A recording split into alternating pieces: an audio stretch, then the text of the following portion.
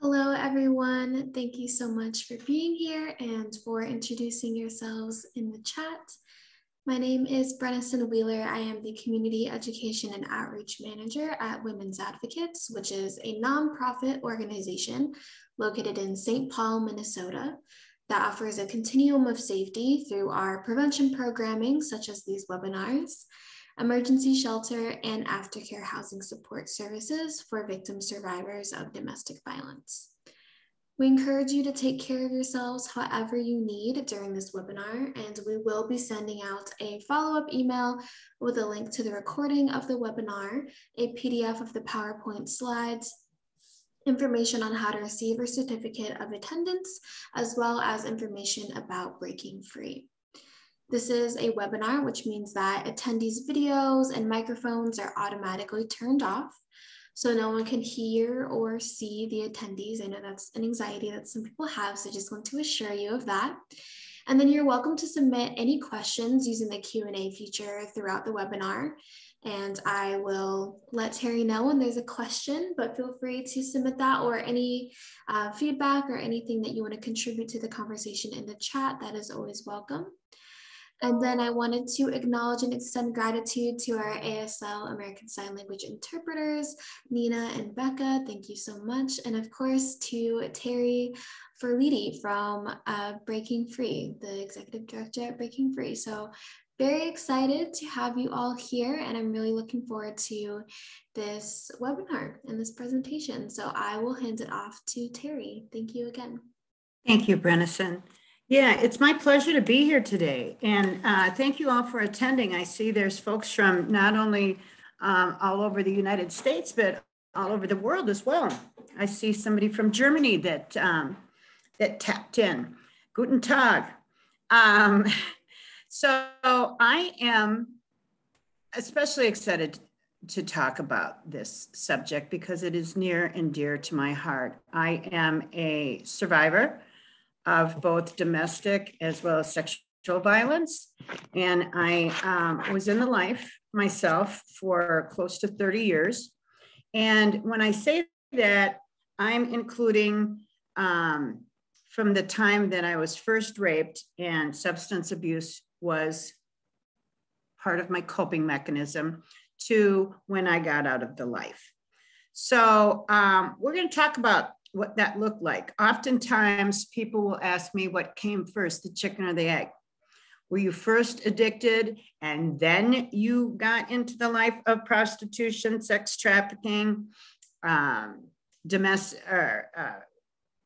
were you beaten by your husband? Did you suffer intimate partner violence after you were addicted?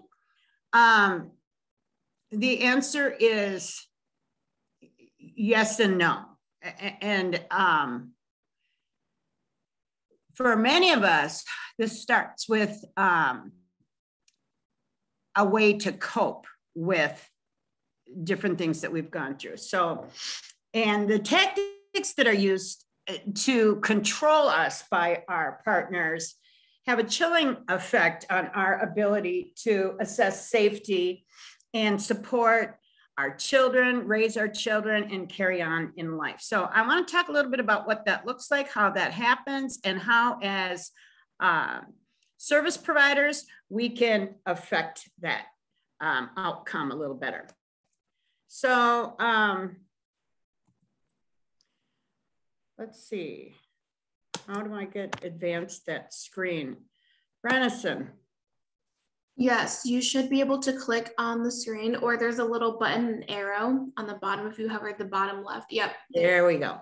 Okay, got it. Sorry about that.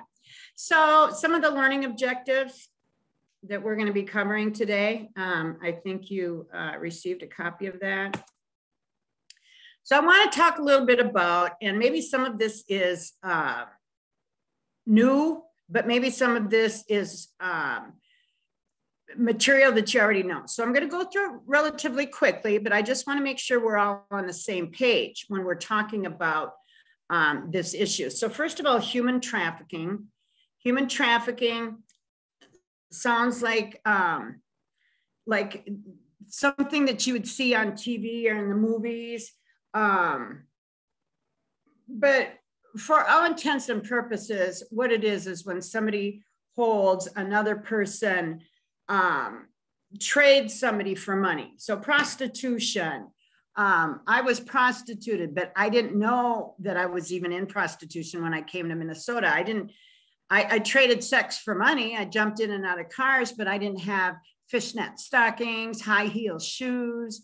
I wasn't dressed up in a cute little dress walking down the street. There wasn't a specific spot where I placed ads or anything. I jumped in and out of cars for money and was bought and sold many, many different times, but I still didn't think that I was in the life. I knew I was going to jail. I knew I had I had lost my children. I was homeless. There was a lot of things that indicated to me that I was, the indicators were obvious that I was not functioning normally, but being a prostitute, human traffic, what is that? So a lot of what we are involved in is just trying to get by. It's called survival sex. Some people call it sex work. We don't call it that because it's neither sex nor work. It's when somebody's commodified. There's nothing progressive in this sex positive type narrative. So I just want to put that out there right off the bat. So in Minnesota, what happens is somebody uses force, fraud, or coercion. You don't have to prove it though to get sentenced in the state of Minnesota. It has to be present. So did somebody offer you to trade sex for money or a place to live or food or whatever? There has to be the action, the means, and the purpose. It's violence. This is what it is. It's modern day slavery. It's sexual abuse. It's violence against women and girls. But I also want to say boys and men as well. Not as many, but there are. There are some boys and men that we see that come through our program. It's a tactic of power and control. It's a multi-billion-dollar industry, and it victimizes folks. And it's an epidemic in all of our communities. This is what the forms could look like. It could be somebody that is working at a strip club, a dancer. It could be somebody that's involved in pornography, sexual harassment, survival sex. And then you'll see the light circle in the middle. The sexual exploitation is the trafficking. And commercial sexual exploitation is when you're trading one for the other. So one thing I want to make it clear that sex trafficking does not discriminate. Girls of every race, education, socioeconomic status, and background can be victimized. That's the same for domestic violence. I was born and raised in West Bloomington in a pretty prestigious neighborhood. I was raped by my boss when I was 15 years old. I didn't know that it was rape back then. I thought that because he didn't come out with a broken arm or I didn't kick him or scratch him or whatever, that wasn't rape. It was many, many, many years of trying to process what had happened and how I allowed myself to become that victim in my own head and what that was supposed to mean. I was 15 years old. I was a girl growing up in Bloomington, Jefferson. He was 28 years old. He was he was my boss. He was supposed to be that authority figure. I didn't really know what was going on when the incident happened. So it confused me. I didn't know what, I thought maybe I was a loose girl or I did something wrong. I provoked it. What's happening here? And then he didn't look at me after that. And now I start to feel like a loser. I felt angry. I felt frustrated, but something started to work on my self-esteem. And I think this happens whether it's intimate partner violence, whether it's a stranger, a rape, a date rape, something like that, or whether you're in the life. It doesn't matter. It's violence against a human being. And you start wondering what is happening. But I do also want to make sure that it's clear that race, poverty, and past sexual abuse does increase the likelihood of victimization. We'll talk a little bit about that going forward. So here are some of those risk factors that we talk about that is prevalent in the world of sex trafficking, commercial sexual exploitation, and sexual abuse. Those of us that have a disability, we may have mental health. It might be a congenital anomaly, something that we were born with. Maybe it's something that occurred later on in life. History of exploitation. I've got some staff, we're a survivor-led organization here at Breaking Free, and I've got some staff that were born into the life. Their mothers were in the life. Their fathers were pimps. Their brothers or sisters, this is what they did generation after generation. Could you imagine how difficult it would be to navigate yourself out of that kind of a system? Race, ethnicity, youth, folks, perpetrators preying on our young, those folks that might be a little bit more vulnerable, that have maybe some mental health, don't have parents in the house. So they've got a pre-existing condition. They've got a need, a vulnerability, and someone comes along with a false promise. And that's where we end up being exploited. So what are some of the mechanics? So there's the recruitment, there is the initiation, and there's the enslavement. So the recruitment can vary on a case-by-case basis. And I'm wondering if any of you have heard about Loverboy strategy, which is something that's used often in intimate partner violence, as well as for those of us that worked for a pimp as well. It's appealing to our sense of our lack of family, our lack of connection, our lack of relationships. So somebody will poise as maybe a boyfriend to recruit us, that I'm going to come along and I'm going to be that person that is going to provide you with that safety net. You're not going to have to work. You're going to have that white picket fence. You'll have the yard, the dog, the kids. But right now, we're going to have to do some things to achieve that goal. But that's coming up. So at the back of our head, in the back of our mind, we always believe those lies, thinking that, you know what, someday that's the way it's going to be. I just got to put in my time right now because nobody else in my family wants me, or I don't have any family, or this person loves me. They've told me that they love me. I may share a child with this person.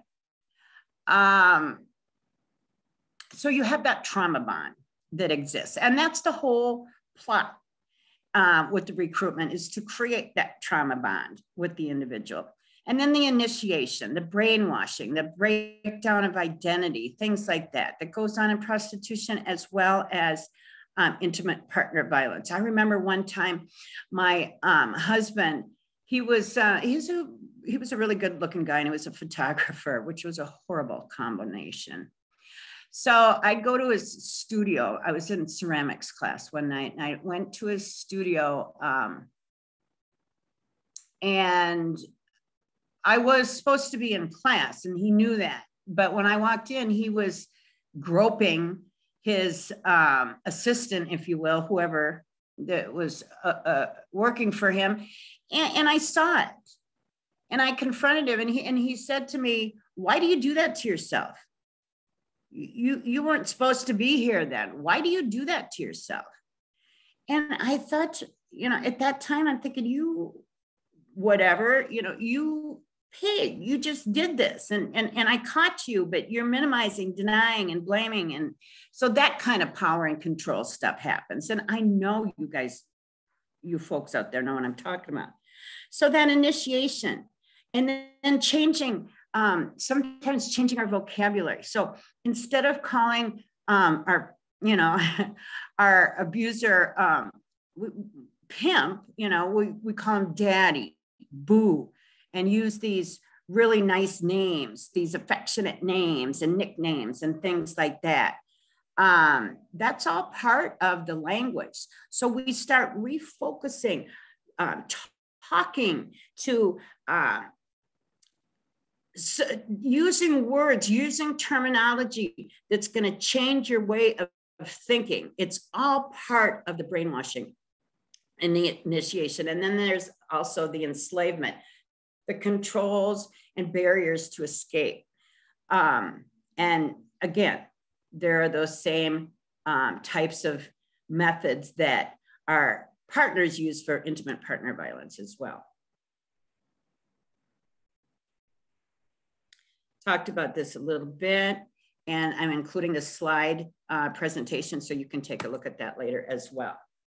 So one of the reasons why we stay in these relationships is that we have intimate relationships with these folks, with our traffickers, our partners.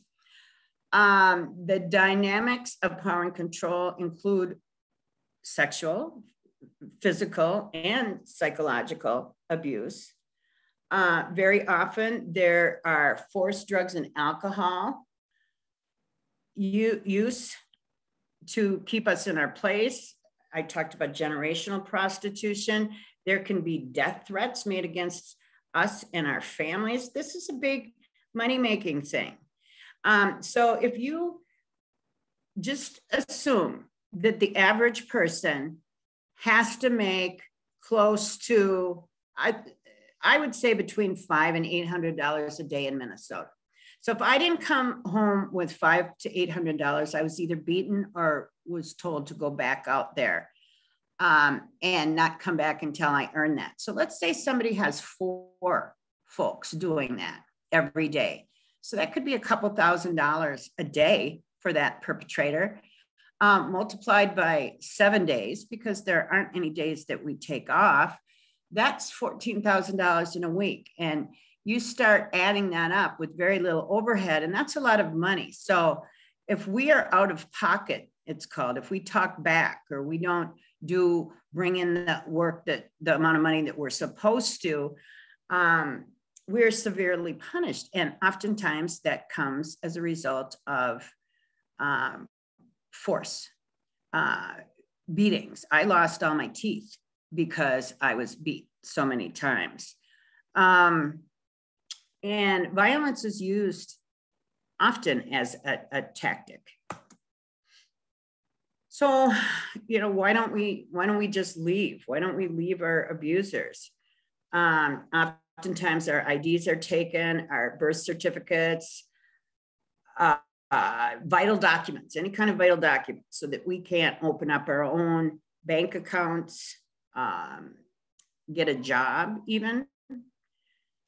The economic abuse, withholding money, isolation, no means to contact other folks. We were pitted against each other. And I know that goes for intimate partner violence as well. If we don't have any folks around that can tell us, hey, wait a minute, you shouldn't have got a beating for because your dinner was 15 minutes late. You know, other people we can bounce stuff off of to validate that we are not actually insane, that what's happening to us is coercion. It is power and control. So that isolation is important for these abusers. Physical violence, again, threats to family or children, threats to not only the child that you may have with that perpetrator, but other family as well. Threats to turn us over to law enforcement. I had warrants all the time. because I'd get a little charge and it would be probation violation because I wouldn't show up to court. I didn't even know when court was. I didn't have an address for any court documents to be there. In order to get let out of like Hennepin County or Ramsey County Court, you had to provide an address. And for those of us that were indigent or homeless, we'd provide the address for the local shelter. For instance, in Hennepin County, it was 1010 Curry. So if you're sitting in court, you start hearing people saying, my address is 1010 Curry, you know that person is talking about Harbor Lights. If you're in St. Paul, that's going to go to Dorothy Day. So I forgot what I was talking about for that piece. The just say no to drugs. Yeah, I had a 30-year cocaine addiction, and praise God, I can still make it through the day. So, but yeah, lots of law threats to turn us over to law enforcement, because at the end of the day, no matter how brutal or how hard it was to have sex with different people over and over and over, we didn't want to go to jail.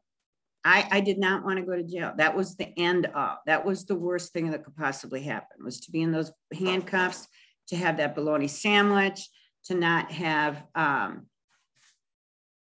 okay, good. Thank you very much. And, you know, we're just being in a tight little cell with someone else, locked up 23 out of 24 hours of the day. Well, I don't have to convince you that jail is not fun. It's just not.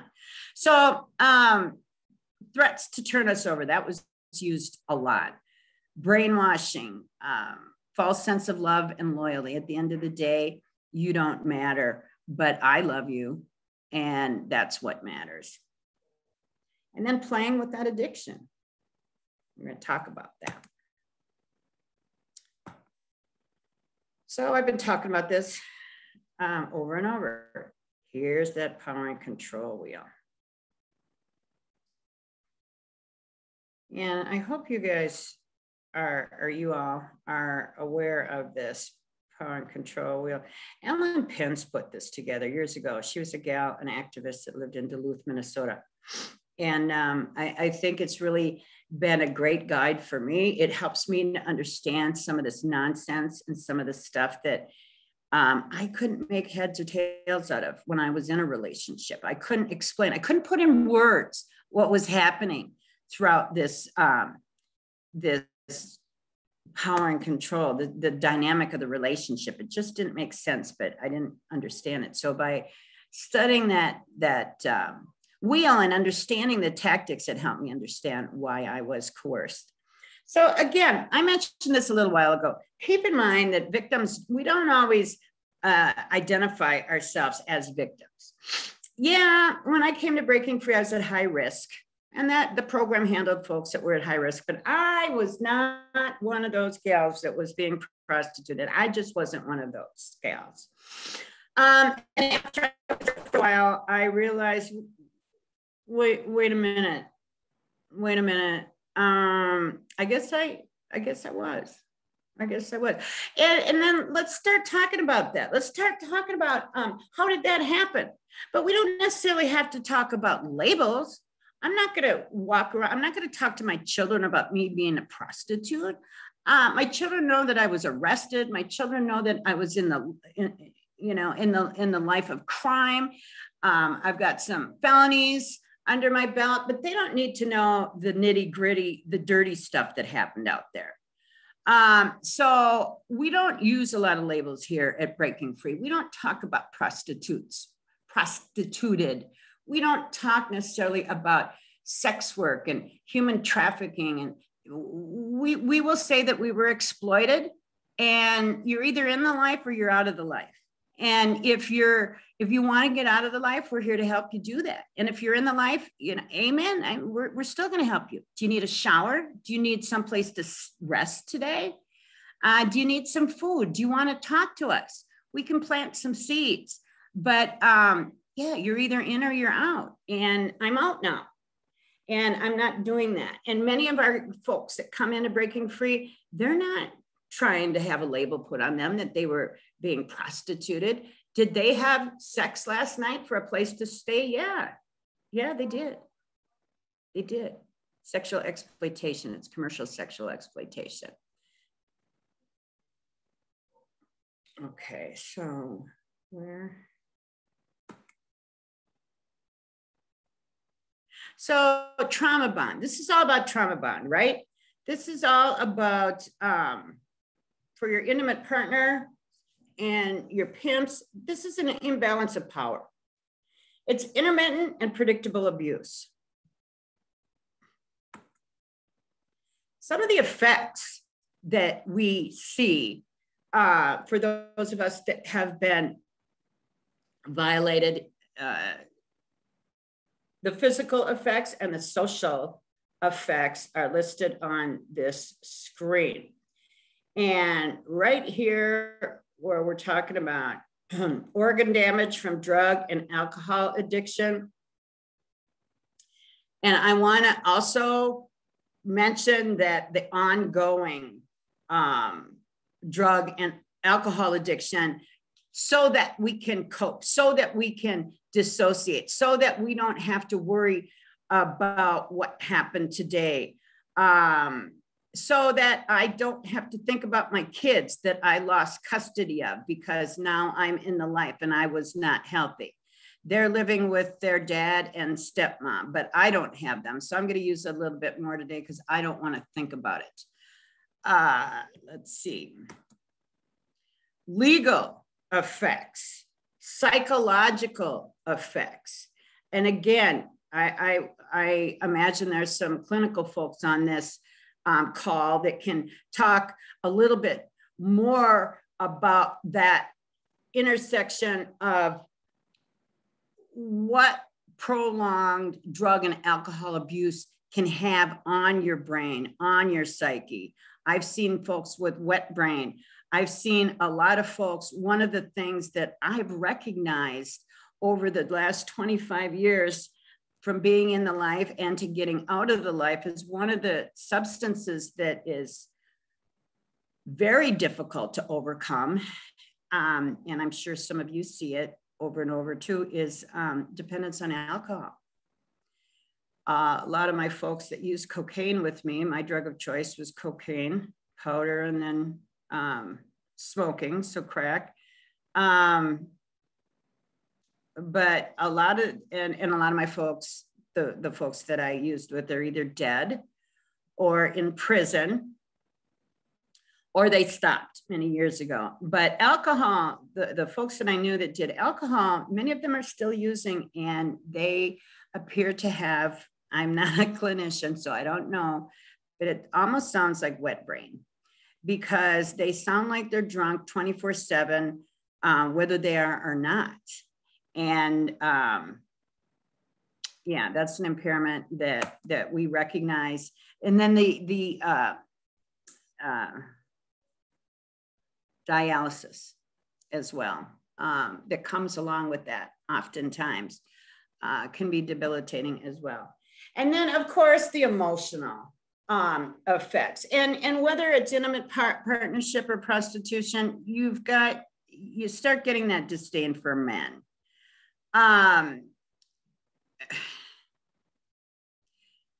Yeah, and I'll just be honest. I haven't had a relationship with anyone in 9 years, and I'm just not trying to. Part of it's I had breast cancer, so I had a double mastectomy.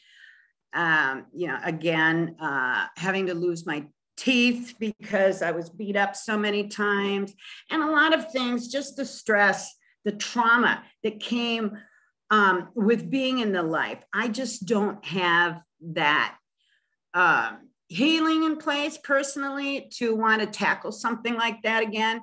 And because I haven't had a lot of examples of really healthy relationships. I have a few children. I have the 3 children, 2 that I lost to my addiction, and then 1 that I was lucky enough to have with my perpetrator, and she's 19 right now. So I'm focusing on being a mother, but I know there's a lot of other folks out there that have that same situation, just not being able to Trust man, or the experiences, or a partner, the experiences were too difficult. And so there's a lot of healing that that has to take place for years and years and years after the abuse. So I wanted to show you a little bit to keep this real for you. This is some of the effects of chemical dependency on me when I was in the life. So this is the progression of my addiction. This first picture here was taken, it's a mugshot of me that was taken in September of 1999. The second one here was taken the first week of November 1999, and I had lost 25 pounds. I had just finished a year-long treatment center and had relapsed. So I hadn't used in a year. I had gotten pretty chubby because I switched my addictions from cocaine, not eating anything for several years, to eating everything. And then not smoking cigarettes as well. And I started craving that sugar. I got really, really heavy. But I probably gained 40 or 50 pounds at that treatment center. But when I got out, I lost it very, very quickly, because that's when I really got involved in the life, was on the streets. My family didn't want to help me anymore. Said, you've tried this. You've been to 6 or 7 treatment centers. You're never going to make it. You're a loser. You're on the streets. We don't want anything to do with you. Bye. And then this last one over here is just encompasses that's, just look at the eyes. If you just look at my eyes, does it look like there's a lot of life there? A lot of hope there? I mean, that's exactly what I do when I look at folks' mugshots and where they're at when they come in for services right now. How much life you got in there? And where do we need to go from here? So this too, I'm going to go over this really quick because I think this is important for us to talk about, because pornography lends to the violence, which, because of that violence, we also use chemicals to dissociate and to heal from some of those violence. I remember one time I was beat up and left in a parking lot in Hopkins, Minnesota, and it was raining. I remember being in the rain in a puddle, and someone came about an hour later and picked me up out of the puddle and brought me into a home. And it was about a week later before I was able to even get to Methodist Hospital to get my ribs looked at. And I was on a morphine drip for like 6 hours. But that's the state of violence many of us are in. And I know you guys can attest to that. But where does the violence come from? Where are we learning it from? Where are the perpetrators learning it from? Where are the pimps learning about it and our partners? Pornography, the media, music. We just see it all over the place. And pornography is one of those things that's getting increasingly more and more violence. In fact, that's what some of the turn on is to see that violence. So this is important too, because this lends itself to that intersectionality of the drugs and the alcohol, and why these folks feel like they have our green light to go after us, and why we pick up, why we use to dissociate from this. So one of the studies showed that after viewing pornography, men are more likely to report decreased empathy for rape victims, report believing that a woman who dresses provocatively deserves to be raped, report anger at women who flirt but refuse to have sex, report decrease in sexual in interest in wives or girlfriends. So let's say, your partner he's been watching porn for years, and he comes to you and he wants you I don't know, dress up like a clown or something, or do some weird stuff. And you're like, you're not into it. You're not into it. So where do you suppose he's going to go? Where do you suppose he's going to go to find that person that will do that? And I'm sure it's not dressing up just like a clown. So overcoming biases.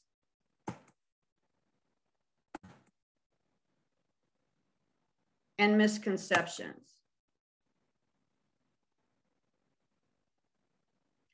So those of us that work with folks need to identify sexual exploitation. That's why we talked about it. We need to know that those of us that are victims of intimate partner violence and sexual exploitation are victims of crime. And we shouldn't feel afraid, isolated, or trapped, that exploitation is traumatic and victim-centered services should be based on trauma-informed care. So one of the things that I was talking to my probation, that I talked to my probation officer about was, so it's not like I turn 4 or 5 tricks a day and then my perpetrator comes back and gives me a little 8-ball of cocaine.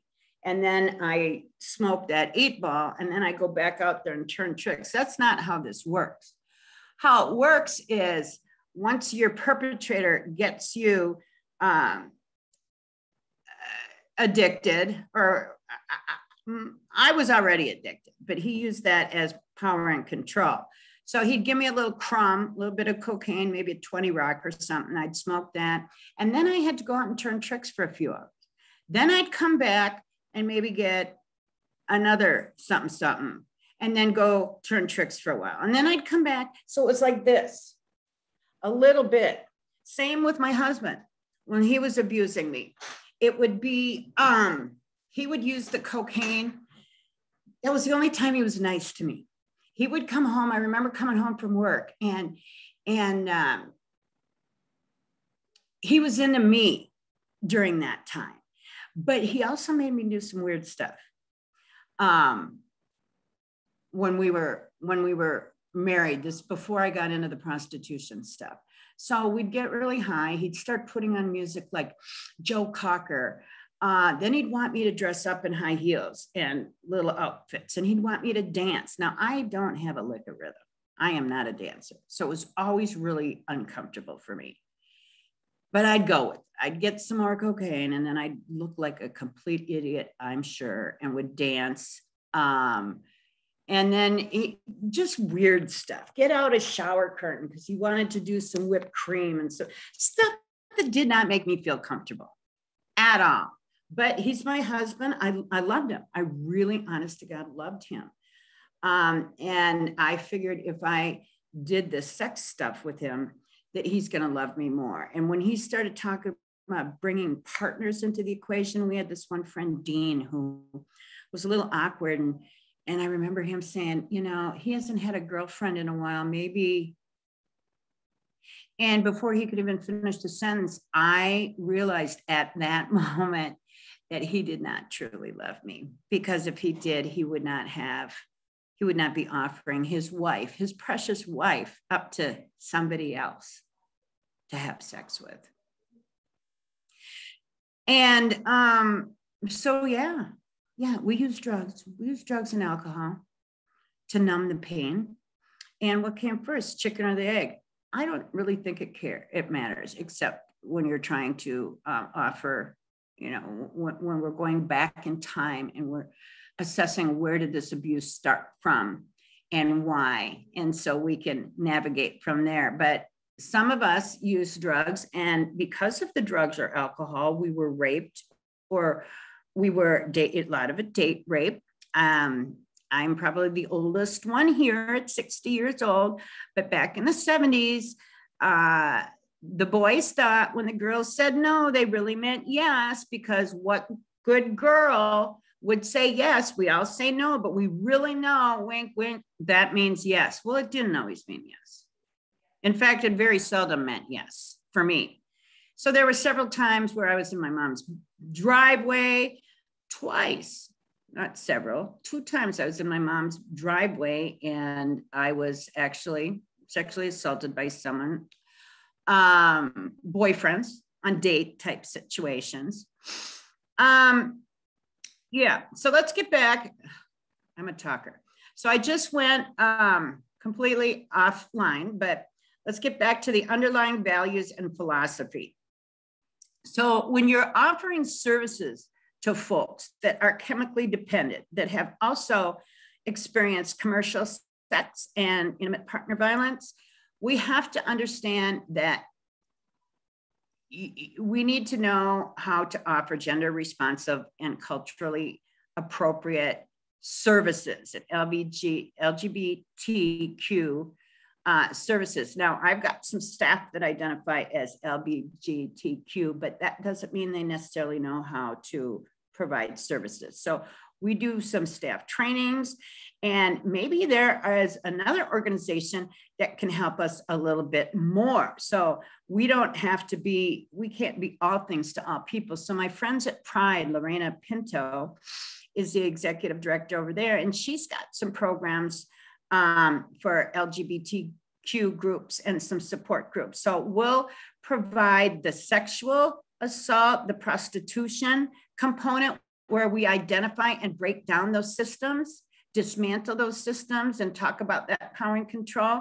And then for that healing for the specific LGBTQ groups, Lorena will handle that. Also, we've got some Indigenous folks that come through the program. And what I would do there would be to refer to my friend Deb Foster, the folks on Dayang, which is right across the street.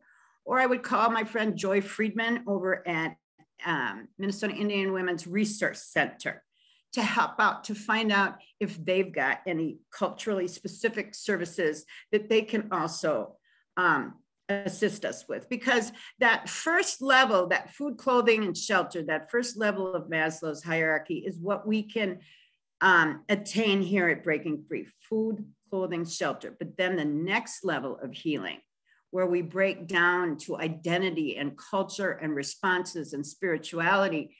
And as we go up, further up that pyramid, we want to provide those necessary services as well.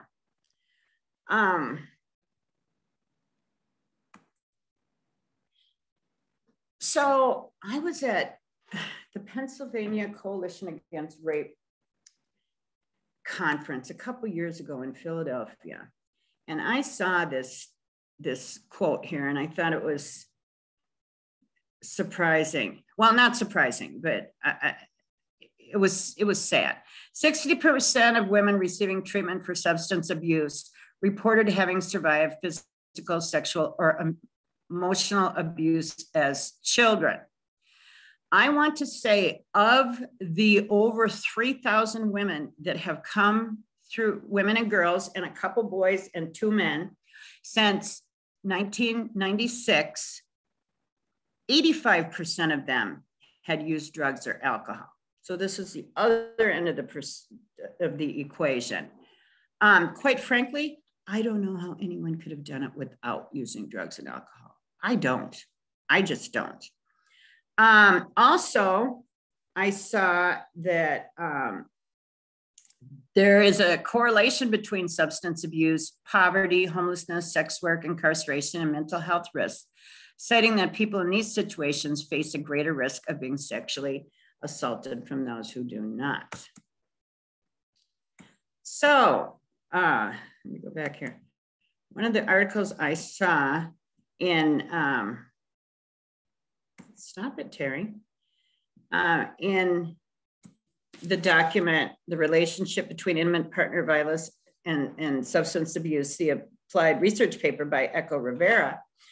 And I know Marty McGibbon down here, who is cited.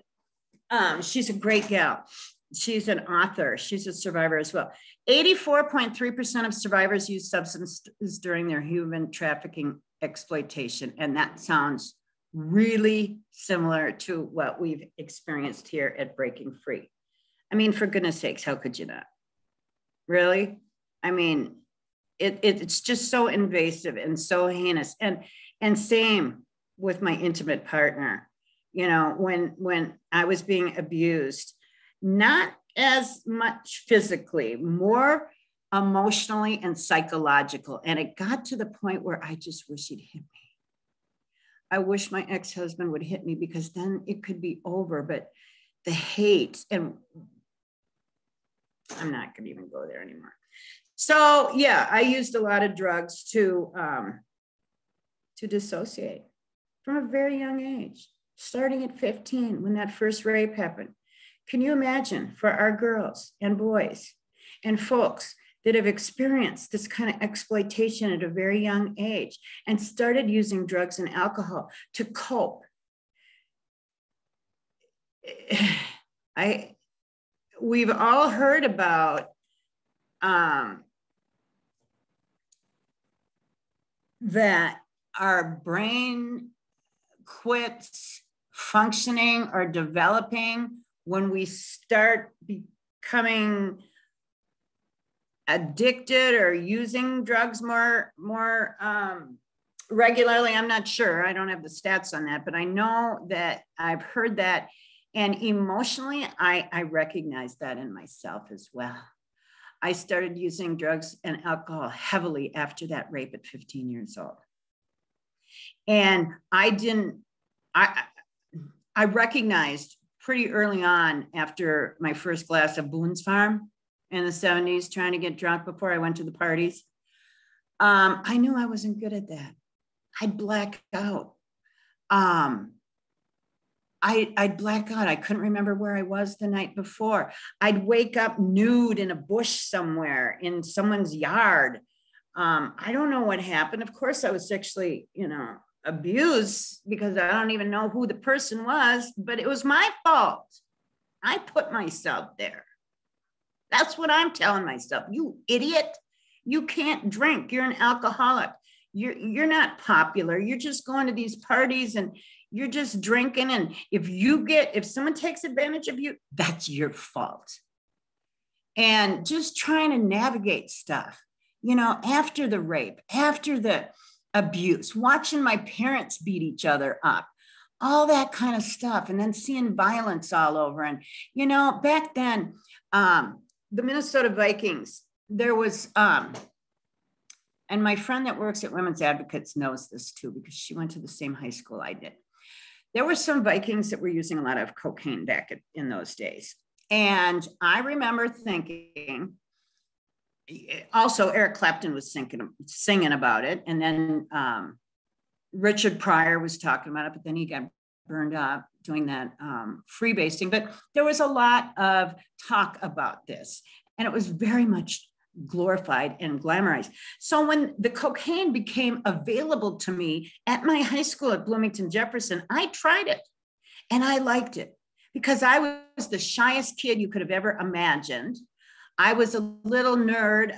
I'd literally read the Webster's Unabridged Dictionary because it had cool, pretty pictures, and I wanted to pass my geography tests. I was playing the piano and the violin, and I'm not going to sit here and tell you that I could have been a concert pianist or worked or played the violin for an orchestra had this not happened to me, because that's not where I was going at that time. But those are things that I did enjoy doing, and they came to an abrupt stop after this abuse, because everything that I had been involved with a network of kids, peers, let's say my own age, that were involved in healthy types of activities, I didn't associate myself with anymore. The Girl Scouts, all that stuff, I was done. I was done, because now I am somebody that's had sex with this older man. I'm not sure what's going on. I'm some sort of a pig because I keep waking up. I'm drunk somewhere and I know I'm having sex over and over and over again. And then as I went on to when I became a little bit older, after I got out of high school, I was still using those same drugs, the cocaine here and there, and the alcohol and whatever else I could get my hands on. But whether or not I came to the party intoxicated, I would leave intoxicated.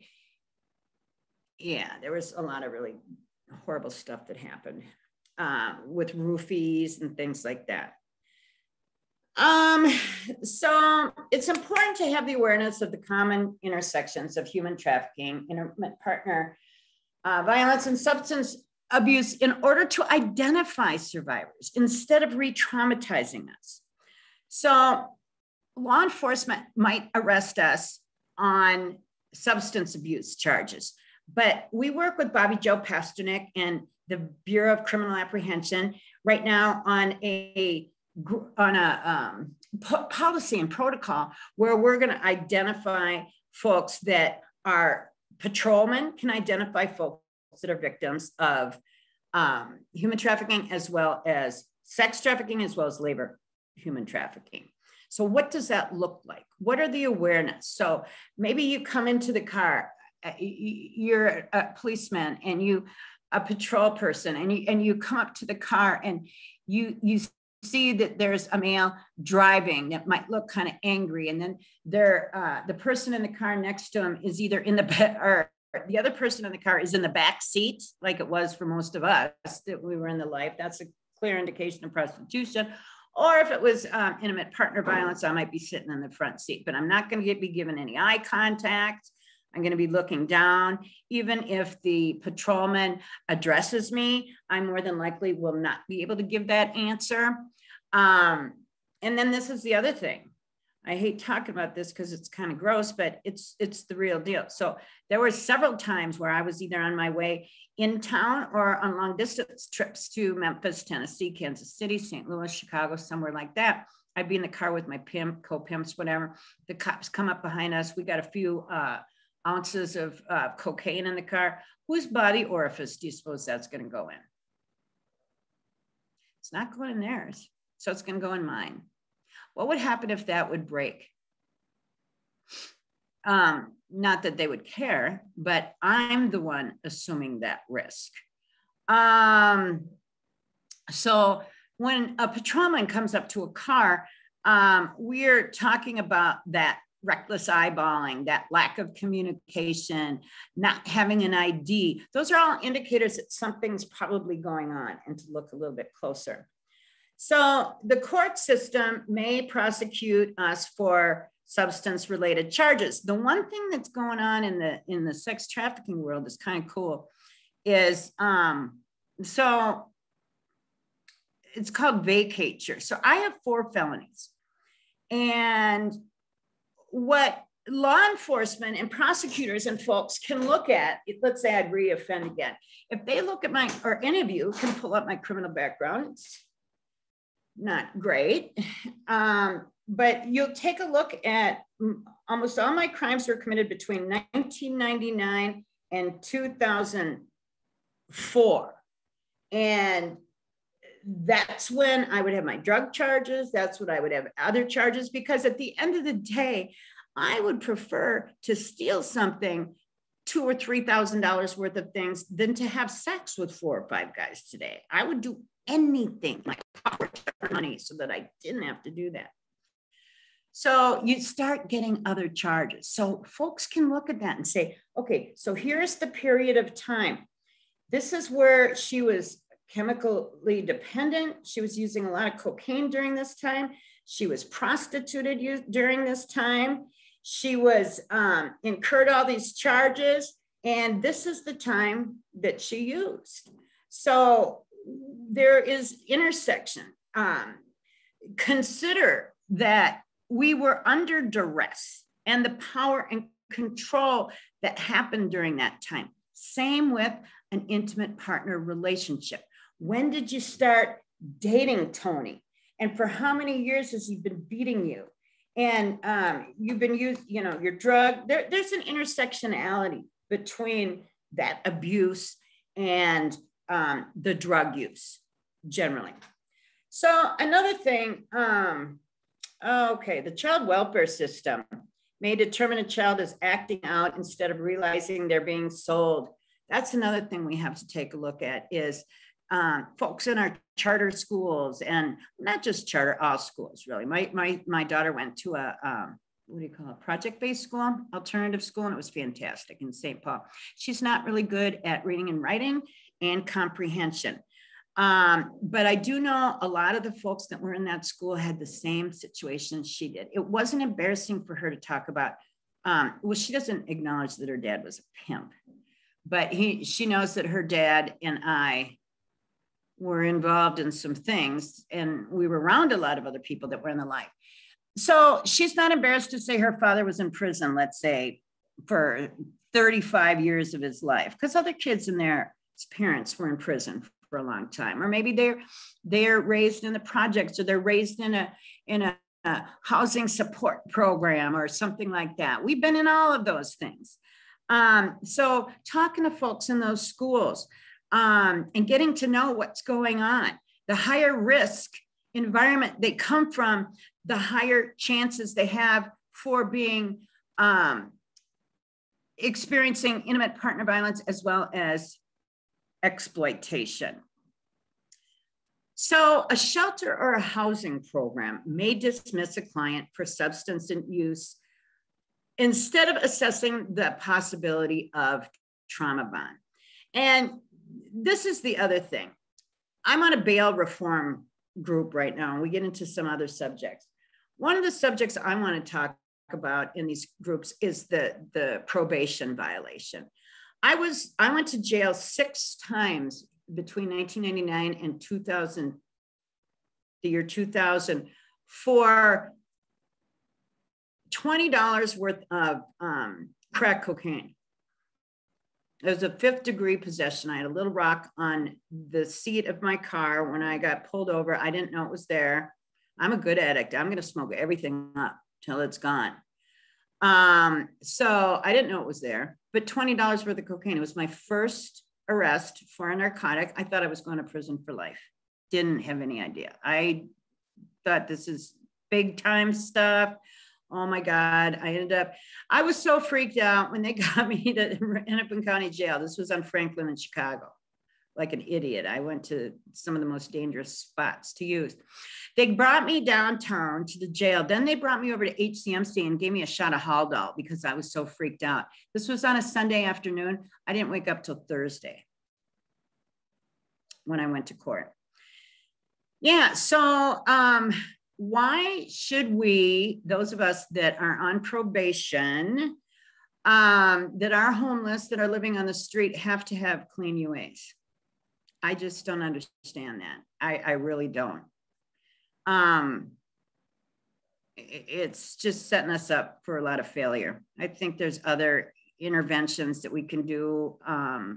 But yeah, if you're living on the street, my God, how are you? You know, that's part of your coping. But, and then, so harm reduction. And this is a controversial thing, you know. Our housing program, we're not allowed to do UAs, any of this. We're not allowed to have people come to groups. But if you ask, well, the last treatment I went to in 2007, I think it was, I brought my resume. And Pat, the head of the program, looked at it and she said, well, honey, we're not going to be needing this. But that's how messed up I was. I mean, when we go to treatment, that's when we need the most intervention. That's when we need people to help guide us. That's when we need that direction. Are you kidding me? Now, as far as harm reduction goes, I know at least a dozen people who would probably still be alive to this day if they could have just used you know, their medical marijuana, non-medical marijuana, whatever, or drinking rather than their heroin and their cocaine and their fentanyl and opiates. So my philosophy is, let's not throw the baby out with the bathwater, but it's a slippery slope, and it's a hard line to manage. So that's just my 2 cents, which isn't really worth anything. You guys are the experts, but I just, you know, I have to agree with this harm reduction approach, because we'd lose almost everyone in our program. But as far as not going to groups and not having sponsors and not, participating in some kind of a program, I'm not with that. I think we need that. So some of the common situations that you're going to run into are the familial trafficking. I talked about that. So one of my staff, Tonique, many of you know her. Some of you may know her. She was born into the life. And so an adult family member pressured her into getting hooked up with a perpetrator, and she ended up leaving the state of Minnesota because she had the family here. So she hooked up with someone that was in the brothels in Nevada, and that was just a nightmare. Drug dealing, human trafficking, and intimate partner violence. We've had folks before. I know you know what I'm talking about. When we are assuming the risk for our partner when it comes to drugs and alcohol. We're the ones that are buying it. We're the ones going to California, getting on that plane, coming back here, hoping that they don't get us, or Colorado, or driving to Michigan, or not so much Illinois, because you can't buy a very large amount at once, but other spots, you know what I'm talking about. So, yeah, we're taking that risk, because if we get caught, we're not going to do all that time. And that's where gang folks get other gang members, younger members in too, so that they can be prosecuted for being a youth rather than an adult. Okay. I think we covered a lot of this. Again, I'm giving you these PowerPoint slides. You can reference them later. But this is where we find that manipulation and the retention tactics that traffickers use. So they're using the highly addictive substances. Now, one of the things my trafficker didn't allow was use of alcohol for us when we were working. The reason for that was some of us would get out of pocket, and yeah. I remember I told my pimp once that he needed to go out and do some work and come back, bend over, come back and give me the money. And I got beaten severely because I was out of pocket. And that was a really snide comment. But this is when I was first getting into life, and I couldn't understand this. Why would women want to do this? Why would we give money, have sex with other people and give money to this guy? What are we getting out of it? So I didn't understand. That power and control tactics, that trauma bond that's created by our abusers. And again, now down here, the fourth thing, opioids work really well because they numb both the emotional and physical pain. That's why I couldn't really understand that meth use. Because that brought everything to the forefront, and it didn't have that same body high. And it was just, you were up for days and days and days. But anyways, people use drugs for different reasons. Each substance brings about a different kind of high and a different way to cope with different situations.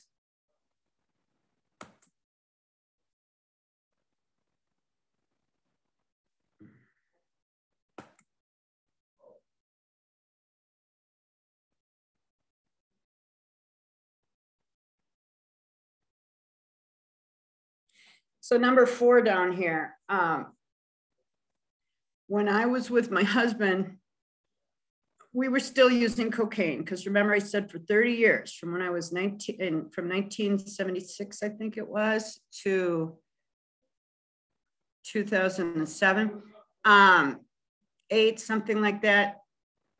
When my husband first told me he was going to leave me, and he was going to allow me to share custody of our children, So what he would do is he would come and grab the kiddos, and then he'd leave like an 8-ball, and he'd take the kids for a couple nights, and he'd say, go do this, to pacify me so that I wouldn't be, I don't know, a raving, what to him. But he's the one that wanted to leave. He was the womanizer. So he'd take the kids, I would do that. And then what I didn't realize was he had quit using. So when the guardian ad litem started coming around and we started doing UAs, I was still using and he wasn't. He got those kids, but he was also in a better place than I was. I couldn't have been able to take care of them. I was a nervous wreck. I was completely confused. By the way, he would come over like Monday and Tuesday, he'd take the kids, and then he'd come back over Wednesday to drop them off. But then he would stay till Saturday, having sex with me every night and every morning. So in my mind, I'm thinking he's coming back. He does love me because I love him so much. I don't want him to go. Maybe, just maybe he'll stay this time. So I didn't realize what was going through that was further abuse. That was further abuse for me, emotional and physical abuse. But we want to believe what we want to believe. So keep on with that cocaine and just try to survive every day. And it just becomes another day, another day, another day. How do I get through it? Well, I got to get this cocaine today. How am I going to get it? What am I going to do? How many people am I going to have to sleep with? How many people, what am I going to have to steal? What do I do? I got to get it. I got to get it today. So what can we as practitioners do?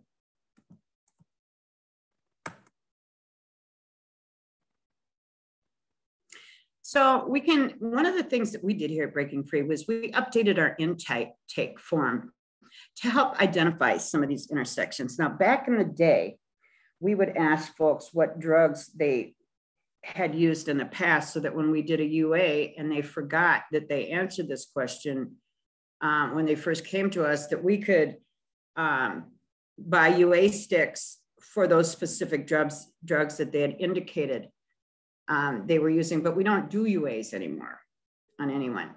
So what we use that information for is different types of support group, like Cocaine Anonymous, or is there somebody that's on an opioid? Are they using Suboxone? Or not too much methadone anymore, but it's mostly Suboxone. So what do those interventions look like? How are we going to be able to offer the best supportive services for folks that might want to wean off and or have their drug use a little bit more manageable? So those intake forms can help out with that a lot. Survivor-led groups are important for healing and should be prioritized too. Talking with people that have been through this. I'm not going to give a presentation to a bunch of African-American and Indigenous youth when that's not who I am. I'm not young and I'm not a woman of color. I'm not going to speak for folks that I don't have any experience, but I do have experience being an addict. I do have experience with trauma. And I think by talking about that, I know when I heard other people sharing their story and providing their testimony, it brought a little of that shame away. And I could start saying, you know what, I'm not crazy. Because when we use drugs and alcohol, oftentimes we think, what is wrong with me? Why do I keep doing this? I'm losing my home. I don't have any money left. I've pawned everything and people don't think I love my children. My God, I love my children. What is happening to me? What is happening? Why can't I stop? And it becomes this vicious circle and cycle of abuse and then just medicating and trying to survive and pacifying that situation. And so just to talk about that in an honest setting and say, yeah, it really sucks that I lost my kids.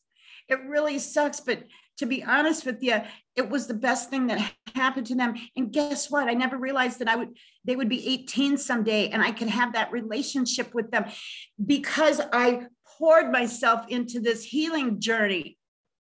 And I wanted to invest in myself so that when my kids were 18, I could have that relationship with them. Yeah, not until then, probably.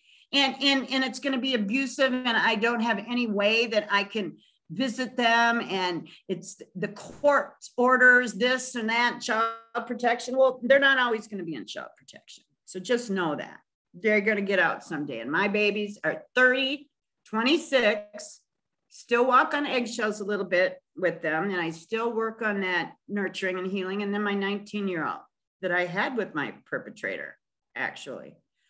So, yeah, having those survivor-led groups, having someone else that's been through this to help us heal, provide transportation. Because I'm telling you, one of the things, I'm going to try any excuse that I can to not do something that's uncomfortable for me. If I got to find, I don't have a car. So if I don't have a ride to the support group, or if I'm not on a bus line or whatever, I'm not going to go.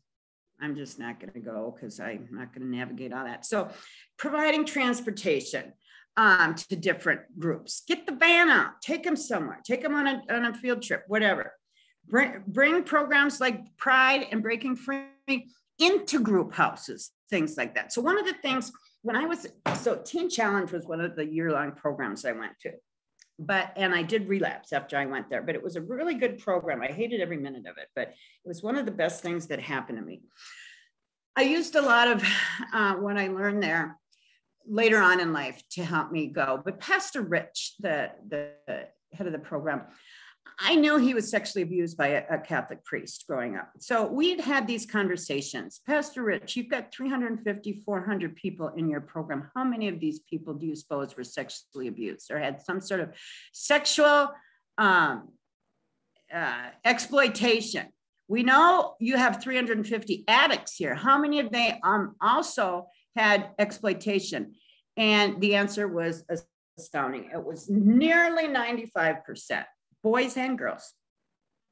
So we started doing a program in fact, it was yesterday, we had a graduation there. No, it's today. Today's Monday still. So we have a graduation. We have a number of gals that are going through the program, our 14-week curriculum where we talk about that power and control. A lot of what we just talked about here. But what we don't do is we don't go into that big auditorium at Teen Challenge and say, hey, how many of you want to join our prostitution group?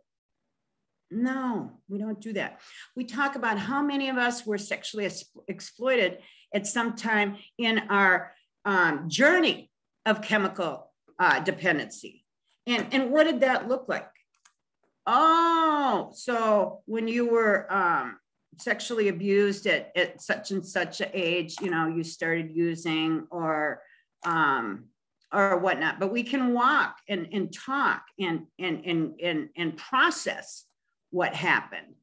But before we do that, we don't want to stay there either. We don't want to stay back there. I use that parable in the Bible, Lot's wife. When she turned back, she wasn't supposed to turn back and look at Sodom and Gomorrah, or she'd turn into a pillar of salt. Well, that's how we are. We can turn into that pillar of salt, and we can stay stuck if we continue to look back on the past. We need to push forward. I got 4 felonies. I'm not going to be opening up a daycare anytime soon. I'm not working at a bank, but I'm going to still push it. There's a lot of things I still can do with my chemical dependency background, with my criminal background. We're going to push it. There's a lot of things. We're not dying on the vine. So talk about that. Bring groups into different settings so they can have those conversations. Adjust curfew times and time off so that clients can attend groups when possible. Talk about different kinds of therapies and modalities. Okay, so we brought in one gal that all she does is EMDR therapy. And that might resonate with some of our folks. But we've got another one that comes in and does DBT therapy. We also have the CBT, which is the cognitive behavioral therapy. And then we offer talk therapy with some pro bono therapists as well. But there's a lot of different, there's homeopathic therapy. There's all kinds of different traditional modes and untraditional modes of healing. And I think a little combination of quite a few of them works out best. And by the way, did you know that they say that the average number of times it takes for someone to leave their domestic partner after experiencing violence and abuse is 7 times? And the average number of times it takes for somebody to go through chemical dependency treatment before they get healed is also 7 times. Took me 12. So it takes what it takes, you know, as you unmask these layers. Next, but again, you know, this is a lifelong journey, and whether that, you know, involves just a really good friend to talk through, whether you want to get into an AA model type program, etc. And then make sure that our services are culturally relevant and trauma informed. Talked about this a little bit before as well. Okay, Brennison, we can open it up to questions and answers if you would like.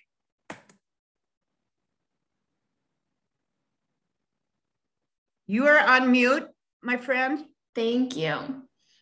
We don't have any questions submitted as of right now. We can give folks a few minutes to think of any if they come up, but thank you for providing your contact information and your website. We'll include it in the follow-up email as well.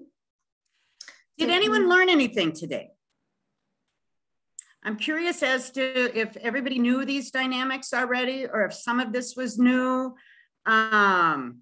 I just think, you know, the biggest impact that we can have on folks, because we understand why folks use the drugs and alcohol to dissociate, to mask, because it feels good. It accomplishes what we need it to do. But then that addictive portion, you know, I remember my pimp used to always say, oh, after I get done using cocaine, I don't get all upset. I don't get crabby and all this and whatnot. And I used to say, well, you do, because that's the way your brain works. I mean, there's no endorphins or serotonin, you know, it's saying you've got synthetic dopamine coming into your system. So your body's not producing any. So for all intents and purposes, you will get depressed. That's how our bodies function. But yeah, it's just, it's a tough deal, but it's so easy for perpetrators and our domestic partners to use those chemicals to get us to do what they need to do. Absolutely. Yeah. I'm seeing lots of things are kind of flowing in the chat now. Lots of gratitude for you, Terry. And yeah, I want to extend gratitude from myself as well for your vulnerability and for your honesty and your transparency. There is an explicit question about examples of the intake forms that you were talking about. If you have any that you could share, or any specific questions that should be on the intake forms. Yeah, I tell you what I could do, Brennison, is I could send you a copy of our intake form. One of the things that I would include just off the top of my head would be to ask the age in which somebody first started using drugs and alcohol, and what that chemical was and the frequency. And then sometimes we'll ask for a little narrative of what We certainly do when somebody's involved in trafficking. So we'll say, who was your first perpetrator? Who, you know, when you turned your first trick, who was there? Who was asking you to do this? Who facilitated this? How did you know how to do it? That kind of thing. And to get that same kind of information about the drugs and alcohol so that you can see if there is a progression and what type of interventions you're going to want to use for that person. So if somebody started off with meth addiction, that was their first drug, which was pretty heavy to start off with, and then they go to fentanyl really quick, you're probably going to have to use some heavy duty interventions for that. But if somebody starts off with weed, they used a little bit of alcohol, maybe they've, you know, progressed to cocaine, kind of a typical scenario of what you see for an average person would be a gradual increase. That's different than someone who starts off and at a high level. And then of course, what's the abuse? How severe is that abuse? Golly, I know people. Then the other thing we got to talk about too is how many people come into our arenas already mentally ill with a chronic mental illness, with some schizophrenia, with some we're seeing a lot of schizoaffective disorders, autism, fetal alcohol syndrome, and bipolar. Those are the diagnoses that we see over and over and over. And then you add a little bit of meth or cocaine or opioids or something to that, and you have psychosis now. So you're talking about violence and psychosis and trauma bond and no services, because tell me where you would, where would you bring somebody today, right this minute, if they had severe mental illness and nowhere to sleep tonight and possibly were even hitting your staff? I'll wait till you tell me because I need to know. But you're not going to be able to tell me because it doesn't exist. So the emergency rooms would probably be the answer that you would say to some of the emergency rooms. Well, during COVID, not so much. So we had a lot of exacerbation of addiction and mental illness and exploitation. Folks ended up in jail. We got some folks that were in Shakopee prison right now, some gals. We got folks that are just running the street, sleeping on the buses, in encampments, things like that, because they've got mental illness and chemical dependency. And that intersection is something that we really got to talk about too, and come up with some solutions, because there really aren't many solutions for that. Yeah, thank you, Terry. There, someone in response to the question you just asked, they shared, I don't know where this person is located, but Brittany shared that they have a wonderful crisis triage center, but they only do 24-hour stays. Yeah, see, Brittany, and that's beautiful. Oh, that is beautiful that you have that. But then from there, yeah, where do they go? And what does that look like? Now, one of the things I'm thinking it might look like would be a group home, but a smaller group home, not just this big cookie cutter thing where you throw everyone that you don't know how to deal with into a facility and they hash it out. You'll have 4, 5, 6 folks there, bring in different groups, things like that. But yeah, it's really hard to find those spaces. They don't exist.